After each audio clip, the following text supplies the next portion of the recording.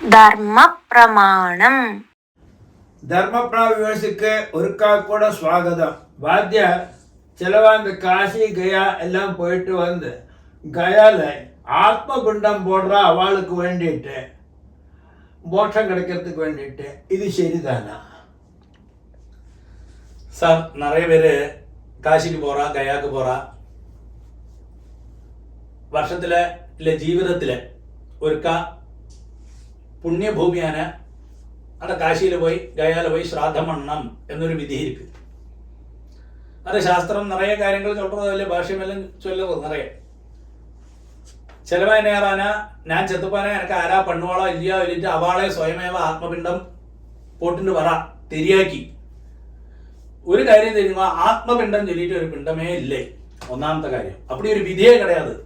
அப்படி ஆறாவது ஆர்த்தியா சொல்லியிருந்தா தெரிஞ்சுக்கோ, அவனுக்கு ஒண்ணுமே தெரியாதுன்னு தைரியமா சொல்லலாம். சொந்தமா நம்ம இருக்கிற வரை நம்ம எப்படி இருப்போமோ அதே மாதிரி தான் நம்ம ஆச்சாரங்கள் பண்ணிட்டு வரணும். നമ്മളാണെങ്കിൽ ചത്തുപോകുമ്പോൾ നമുക്ക് ആരാ പണ്ണ മാട്ടാളോ ഇല്ല, നമ്മൾ സ്വയമേവ ഒന്നും ചെയ്യ മാട്ടോ, ചെയ്യപ്പാങ്കിലേ നടത്താം.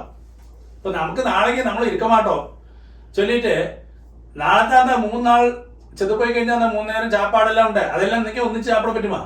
ചാപ്പിടാൻ പറ്റാതെ அதே மாதிரி தான். அப்போ அந்த மாதிரி காரியங்கள் நம்ம இருக்கிற வரை நம்ம கரெக்டா ப்ரொசீஜரா காரியங்கள், சந்தியாவந்தனங்கள், பிரம்மமுகூர்த்தத்தில் எழுந்திருக்கிறது, குளிக்கிறது, சந்தியாவந்தனம் பண்றது, அந்த மாதிரி ஆச்சாரங்கள், கோவிலுக்கு போறது, அந்த மாதிரி காரியங்கள்லாம் பண்றது, நித்தியகர்ம அனுஷ்டானங்கள் பண்றது, ஜபங்கள் பண்றது, அப்படி போறது அந்த ப்ரொசீஜர்ல. അതിനെ உங்களுக்கு പൂർണ്ണ അനുഗ്രഹം கிடைக்கும்னு சொல்றான். ஆனா நீ மரணத்துக்கு ശേഷം நீ ഒന്നോട് സ്വയമേവ, അതായത് ഒന്ന സ്വാർത്ഥ ലാഭத்துக்கு വേണ്ടി സ്വാർത്ഥതയാക്കും சொல்றான். அங்க பிரத்யேகமா சொல்றான் സ്വാർത്ഥതയെന്ന്.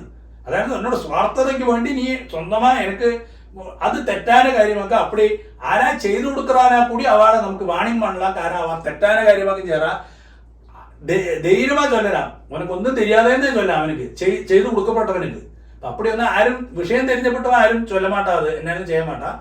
அப்படி செய்யறா ஆராது அப்படி മനസ്സിൽ വിചാരിച്ചാൽ കൂടി അവൾക്ക് ചൊല്ലി കൊടുക്കണം. കൊന്ത அப்படிയൊന്നും ഇല്ലേ இல்லை, அப்படி ஒன்றும் இல்லை. ஆத்மபிண்டம் சொல்லிட்டு அப்படி ஒரு விதியே கிடையாது. அதில் நீங்கள் சும்மா ஆവശ്യമില്ലാத்தொന്നും ഉണ്ടാക്കാங்க. நீங்கள் இருக்கிற வரை நல்ல ஆச்சாரங்கள் பண்ணிட்டு வரணும்.